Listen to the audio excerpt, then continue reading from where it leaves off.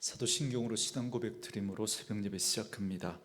전능하사 천지를 만드신 하나님 아버지를 내가 믿사오며 그 외아들 우리 주 예수 그리스도를 믿사오니 이는 성령으로 잉태하사 통정녀 마리아에게 나시고 본디오 빌라도에게 고난을 받으사 십자가에 못 박혀 죽으시고 장사한 지 사흘 만에 죽은 자 가운데서 다시 살아나시며 하늘에 오르사 전능하신 하나님 우편에 앉아 계시다가 저리로서 산자와 죽은 자를 심판하러 오시리라. 성령을 믿사오며 거룩한 공회와 성도가 서로 교통하는 것과 죄를 사하여 주시는 것과 몸이 다시 사는 것과 영원히 사는 것을 믿사옵나이다. 아멘. 이 아침에 우리에게 주시는 하나님의 말씀은 레위기 16장 1절에서 10절 말씀까지입니다. 레위기 16장 1절로 10절 말씀까지. 말씀 찾으셨으면 한 목소리로 같이 읽습니다. 아론의 두 아들이 여호와 앞에 나아가다가 죽은 후에 여호와께서 모세에게 말씀하시니라. 여호와께서 모세에게 이르시되 네 형 아론에게 이르라. 성소의 휘장 안 법궤 위 속죄소 앞에 아무 때나 들어오지 말라. 그리하여 죽지 않도록 하라. 이는 내가 구름 가운데에서 속죄소 위에 나타남이니라. 아론이 성소에 들어오려면 수송아지를 속죄제물로 삼고 순양을 번제물로 삼고 거룩한 세마포 속옷을 입으며 세마포 속바지를 몸에 입고 세마포 띠를 띠며 세마포 관을 쓸지니 이것들은 거룩한 옷이라. 물로 그의 몸을 씻고 입을 것이며 이스라엘 자손의 회중에게서 속죄제물로 삼기 위하여 순염소 2마리와 번제물로 삼기 위하여 순양 1마리를 가져갈지니라. 아론은 자기를 위한 속죄제 수송아지를 드리되 자기와 집안을 위하여 속죄하고 또 그 두 염소를 가지고 회막문 여호와 앞에 두고 두 염소를 위하여 제비 뽑되 한 제비는 여호와를 위하고 한 제비는 아사셀을 위하여 할지며 아론은 여호와를 위하여 제비 뽑은 염소를 속죄제로 드리고 아사셀을 위하여 제비 뽑은 염소는 산채로 여호와 앞에 두었다가 그곳으로 속죄하고 아사셀을 위하여 광야로 보낼지니라. 아멘. 오늘은 함께 읽으신 레위기 16장 1절에서 10절 말씀을 중심으로 속죄제와 아사셀이라는 제목의 말씀으로 잠시 은혜를 나누겠습니다. 계속해서 정결법에 관한 규례에 대해서 살펴보고 있는데요. 그 가운데 오늘 본문을 포함해서 레위기 16장 전체는 대속죄일에 관한 규례의 말씀입니다. 대속죄일은 매년 7월 10일 이스라엘 달력으로는 이 7월이 한 해 첫 번째 달입니다. 그래서 이달 10일에 대속죄일로 하나님 앞에 절기를 지키는데 이날은 이스라엘 온 백성들의 죄를 속하는 1년 중에 가장 중요한 날이라고 할 수 있습니다. 그래서 이 대속죄일은 이스라엘의 대표적인 7절기 가운데 하나이기 때문에 절기법에 속한다라고 할 수 있지만 동시에 속죄를 통해서 이스라엘 온 백성이 정결해진다라고 하는 그런 의미를 또한 함께 가지고 있기 때문에 이 레위기에서는 정결법 규례 속에 이 대속죄일을 다루고 포함시켜서 다루고 있습니다. 그 중에 오늘 본문의 말씀은 대속죄일의 규례 가운데 대제사장이 준비해야 할 것에 대해서 말씀하고 있는 내용입니다. 먼저 2절 말씀해 보시면 여호와께서 모세에게 이르시되 네 형 아론에게 이르라. 성소의 휘장 안 법궤 위 속죄소 앞에 아무 때나 들어오지 말라. 그리하여 죽지 않도록 하라. 이는 내가 구름 가운데서 속죄소 위에 나타남이니라. 그렇게 말씀합니다. 1절에서 아론의 두 아들 나답과 아비후가 하나님의 말씀을 가볍게 여기고 각자의 향로로 다른 불을 담아 분향하다가 죽은 후에 하나님께서 모세에게 처음 하신 말씀이라는 걸 1절에서 알려주고 있는데요. 그리고 2절에서 뭐라고 말씀하시느냐면 대제사장 아론이라고 할지라도 아무 때나 휘장 안 속죄소에 들어와서는 안 된다라고 경고의 말씀을 주고 계십니다. 여러분, 여기 속죄소라고 하는 이 말의 뜻은 덮는다라는 뜻입니다. 그러니까 죄를 덮어서 그 죄가 하나님 앞에서 드러나지 않도록 가려주는 곳이라는 뜻이 바로 이 속죄소라고 하는 뜻입니다. 그래서 이 속죄소에 다른 속죄소를 다른 말로 지성소라고 부릅니다. 그런데 이 속죄소에는 아무 때나 함부로 들어가서 나답과 아비후처럼 죽임을 당하는 일이 없도록 하라고 지금 경고의 말씀을 하나님이 주고 계십니다. 그래서 대제사장이라고 할지라도 속죄소에 들어가는 건 마음대로 들어갈 수 없고 1년에 딱 한 번 이 대속죄일에 들어갈 수 있습니다. 바로 오늘 소개하고 있는 이 대속죄일이죠. 그런데 여러분, 하나님께서 이스라엘 백성들을 하나님의 백성으로 삼으시고 하나님이 친히 그들 가운데 임재해 주시겠다라고 말씀하셨지 않습니까? 그러나 여러분, 실상은 여러분, 하나님의 임재는 아무 때나 경험되어질 수 있었던 게 아니었죠. 직접 이스라엘 백성들이 하나님을 만날 수 없었습니다. 대제사장도 1년에 딱 한 번 하나님이 임재하시는 그 지성소에 겨우 한 번 들어갈 수 있었습니다. 그것도 아무렇게나 들어갈 수 있는 게 아니라 여러분, 3절부터 10절 말씀에 나오는 것처럼 제사와 씻는 규례와 의복을 제대로 갖추어야만 그 속죄소에 들어갈 수 있었습니다. 여러분, 이곳은 하나님이 임재하시는 곳이기 때문에 그만큼 거룩하기 때문에 죄를 가지고 함부로 들어갈 수가 없기 때문에 그렇습니다. 그래서 이 속죄소에 함부로 들어와서 이 나답과 아비후처럼 하나님의 말씀을 가볍게 여기다가 그렇게 죽임을 당했던 그들처럼 죽임을 당하는 일이 없도록 하라고 하나님이 지금 경고의 말씀을 주고 계신 겁니다. 여러분, 구약시대 사람들은 하나님을 만나기가 여러분 이처럼 힘들었고 하나님 만난다는 것이 이처럼 두려운 일이었습니다. 그러나 오늘 우리들은 언제든지 은혜의 보좌 앞에 담대히 나아갈 수 있게 되었습니다. 그것은 바로 친히 휘장이 되셔서 자신의 몸을 찢으심으로 우리가 하나님 앞에 나아갈 수 있는 그 길을 예수님이 열어주셨기 때문에 그렇습니다. 여러분, 이게 얼마나 놀라운 그런 축복이고 은혜인지 모릅니다. 1년에 단 한 번, 그것도 대제사장만 그렇게 겨우 그렇게 들어갈 수 있었는데, 그런데 오늘 예수 그리스도를 믿는 우리 그리스도인들은 언제 어디서나 예수 그리스도의 이름으로 하나님의 은혜의 보좌 앞에 담대히 나아갈 수 있게 된 겁니다. 이 놀라운 은혜와 복을 주신 우리 주님의 그 십자가의 은혜와 그 사랑을 기억하고 날마다 하나님의 은혜의 보좌 앞에 나아가 하나님을 만나고 때를 따라 돕는 은혜와 복을 누리며 살아가는 그러한 분들 되어줄 수 있기를 주의 이름으로 축원합니다.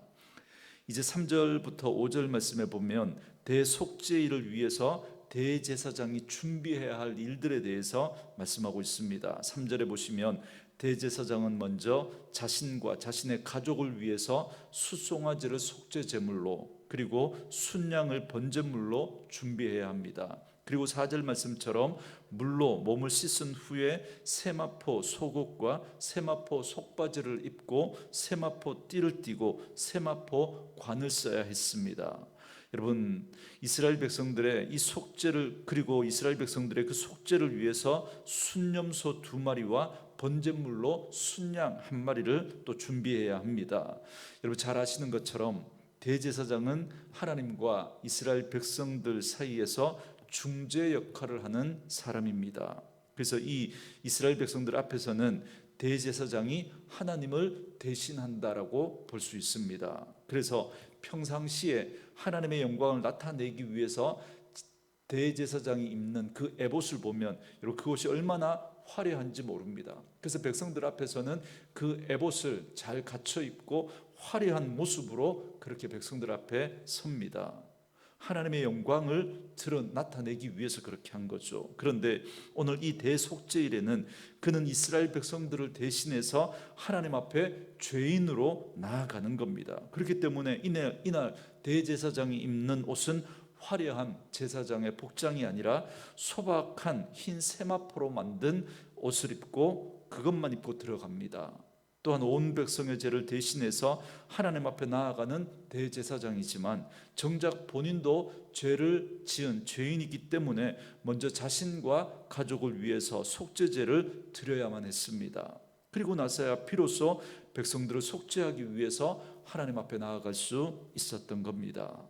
그러나 그것도 1년에 딱 한 번밖에 할 수 없습니다. 그러므로 하나님과 백성들 사이를 중재한 이 중재의 역할이 구약 시대에는 대단히 제한적일 수밖에 없었습니다. 그러나 우리의 중재자가 되시는 대제사장이신 우리 예수님은 우리의 영원한 대제사장이 되어 주셔서 우리와 하나님 사이를 중재해 주십니다. 그러므로 이제 우리는 사람 대제사장이 필요하지 않습니다. 가톨릭처럼 신부님에게 고해성사를 해서 그래서 그 신부님이 우리 죄를 대신 하나님 앞에 기도해 주고 그렇게 해서 용서받는 그런 게 아닌 거죠. 언제 어디서든 우리는 큰 대제사장 대신 예수 그리스도의 이름으로 우리 하나님 앞에 나아가 우리의 죄를 회개하고 우리는 언제든지 용서받을 수 있게 되었습니다. 물론 예수님의 십자가로 우리의 모든 죄가 용서되었지만 그러나 목욕을 한 사람도 외출을 하고 나면 또 발이 더러워지는 것처럼 그래서 그 발을 씻어야 하는 것처럼 우리도 예수 믿고 우리의 모든 죄가 용서되었지만 또 살아가면서 우리가 또 그 죄성 때문에 또 죄를 짓고 실수하고 넘어질 수 있습니다. 그래서 그때마다 죄가 깨달아질 때마다 예수님의 이름으로 우리는 하나님 앞에 나아가 회개해야 합니다. 여러분, 회개를 미루지 마셔야 합니다. 죄를 그냥 방치하면 여러분 그 죄가 점점 무뎌집니다. 나중에는 죄를 죄로 여기지 않게 되기 때문에 그렇습니다. 여러분 이게 얼마나 무서운 건지 모릅니다. 여러분 로마서 1장 28절 말씀처럼 하나님은 그 마음에 하나님 두기를 싫어하는 그 사람들을 그 상실한 그 마음대로 그대로 내버려 두신다 그렇게 말씀하십니다. 다시 말하면 그들은 죄를 짓고도 죄가 죄인 줄 모릅니다. 그렇기 때문에 회개하지 않습니다. 그런데 하나님은 그들의 그 상실한 마음을 그대로 내버려 두신다는 거예요. 그래서 점점 더 무감각해지고 그래서 죄를 죄로 여기지 않고 마음대로 살아가게 되는 거죠. 그러므로 우리가 죄를 뉘우치고 회개하려고 하는 정말 죄 때문에 아파하고 그 죄 때문에 우리가 하나님 앞에 나아가 정말 그 아파하면서 회개하는 그 마음이 조금이라도 든다면 여러분 감사하셔야 합니다. 그리고 그 회개를 미루지 말아야 합니다. 내일 뭐 하지, 나중에 하지, 언젠가는 하겠지, 여러분 이런 생각하지 마시고 여러분 제가 깨달아질 때마다 은혜의 보좌 앞에 담대히 나아가 회개하시고 늘 하나님 앞에 정결한 마음과 정직한 영으로 그렇게 살아갈 수 있는 저와 여러분 되어줄 수 있기를 주의 이름으로 축원합니다. 계속해서 6절부터 10절 말씀은 이제 속죄소에 들어가기 위해서 대제사장이 준비해야 할 예식에 대해서 말씀하고 있습니다. 먼저 6절 말씀처럼 아론은 자기와 자기 가족을 위해서 숫송아지로 속죄제를 드립니다. 그리고 7절과 8절 말씀에 보면 이스라엘 백성을 위해서 제물로 바칠 염소 2마리를 회막문 앞에서 제비를 뽑아서 하나는 하나님 앞에 속죄 제물로 드리고 또 다른 하나는 아사셀 염소로 삼습니다. 그리고 나서 9절 말씀과 같이 제물로 제비를 뽑은 염소로 속죄제를 드립니다. 그리고 마지막으로 10절 말씀처럼 아사셀로 뽑힌 염소는 여호와 앞에 두었다가 광야로 보냅니다. 여기서 우리가 주목해 보아야 할 것이 바로 이 아사셀이라고 하는 이 단어입니다. 염소 2마리를 가져다가 제비를 뽑아 한 마리는 백성을 위한 속죄 제물로 드립니다. 그리고 다른 한 마리는 아사셀을 위해서 광야로 보냈습니다. 그런데 문제는 여기서 이 아사셀에 대한 해석이 분분하다라는 겁니다.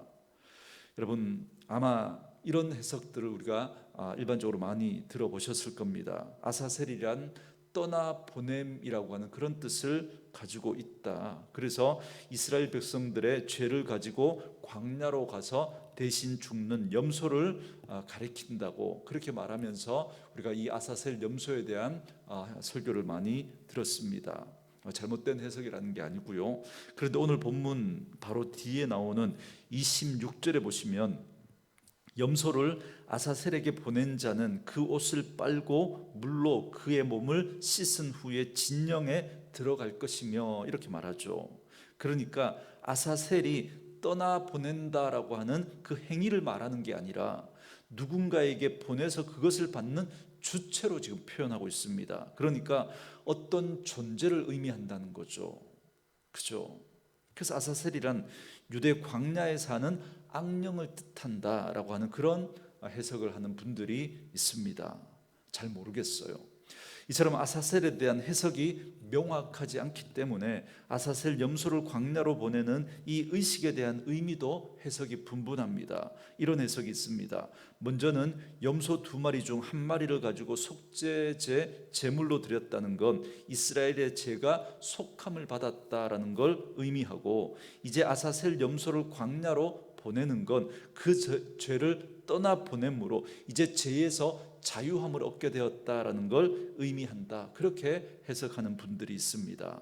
그리고 또 다른 해석으로는 아사셀 염소는 이제 백성의 죄를 짊어지고 내쫓김을 당한 겁니다.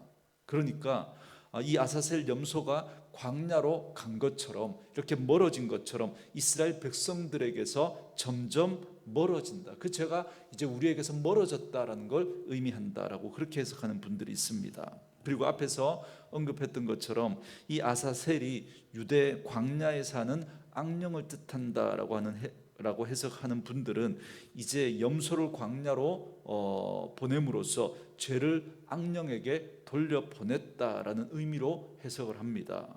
근데 이 세 번째 해석은 26절 말씀을 생각하면 그런 것 같기도 한데, 그런데 그 행위를 보면 뭔가 주술적인 의미가 있는 것처럼 그렇게 느껴져서 좀 그렇긴 한데 전 잘 모르겠습니다. 그러나 이 가운데 어떤 해석이 맞는지 몰라도 전 크게 상관이 없다고 생각을 합니다. 왜냐하면 이 가운데 어떤 해석이 정확한 아사셀에 대한 해석과 의미인지 우리가 알 수 없지만, 그러나 분명한 건 이스라엘 백성들의 죄가 사라졌다라고 하는 그 의미만큼은 여러분 명확합니다. 그렇기 때문에 속죄 제물이 되었든 아니면 아사셀 염소가 되었든 대속죄일에 이 두 염소는 이스라엘 백성들의 죄를 대신 짊어지는 그 의미만큼은 여러분 분명합니다. 그래서 하나는 속죄 제물로, 하나는 광야로 아사셀을 위해서 보내졌습니다. 그리고 이 2마리의 염소는 우리의 죄를 대속하신 주님을 상징합니다. 죽임당하는 그 염소는 예수 그리스도께서 인류의 죄를 속하기 위해서 십자가에서 죽임당한 그 사실을 예표하고 있고, 아사셀로 내쫓김을 당하는 이 염소는 예수 그리스도께서 성도의 죄악을 멀리 제거해 버렸다라고 하는 것을 상징하고 있는 겁니다. 이와 같이 예수님은 우리가 받아야 할 저주와 아픔을 홀로 짊어지셨습니다. 그래서 예수님이 우리 대신 죄의 모든 저주를 담당하심으로써 우리는 죄의 저주에서 해방될 수 있게 된 겁니다. 그러므로 우리는 십자가 보혈의 은혜를 마음속 깊이 간직해야 합니다. 그 보혈의 은혜로 이제 우리는 깨끗함을 얻었습니다. 동이 서에서 먼 것 같이 우리 죄가 멀리 옮겨졌습니다. 그래서 이제 언제든지 하나님 앞에 우리는 당당하게 담대히 나아갈 수 있게 되었습니다. 그러므로 오늘 우리가 예수님을 통해서 받은 이 은혜가 얼마나 놀랍고 얼마나 큰 축복인지를 우리가 다시 한번 기억하시고, 이제 더욱 십자가의 그 은혜를 붙들고 십자가의 그늘 아래 나아가 참된 생명과 평안과 안식과 기쁨과 감사를 누리며 살아가는 그런 저와 여러분 되어줄 수 있기를 주님의 이름으로 축원합니다. 오늘 주신 말씀 묵상하시면서 이 찬양 함께 들으시고 기도하는 시간 갖겠습니다.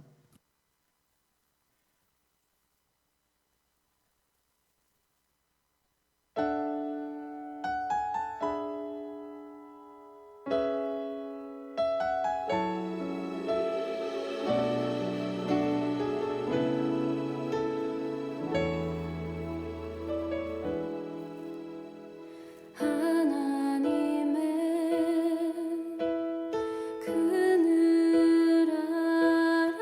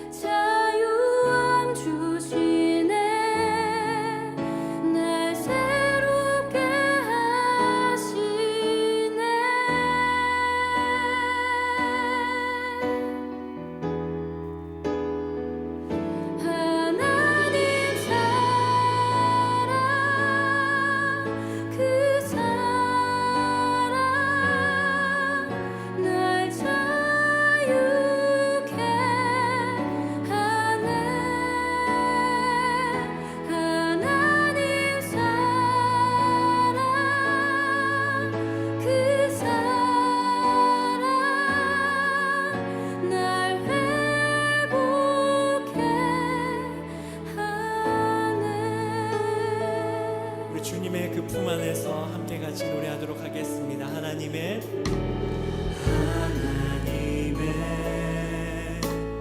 그늘 아래 내 모든 것 다 내려놓고 나 잠잠히 주를 묵상하네.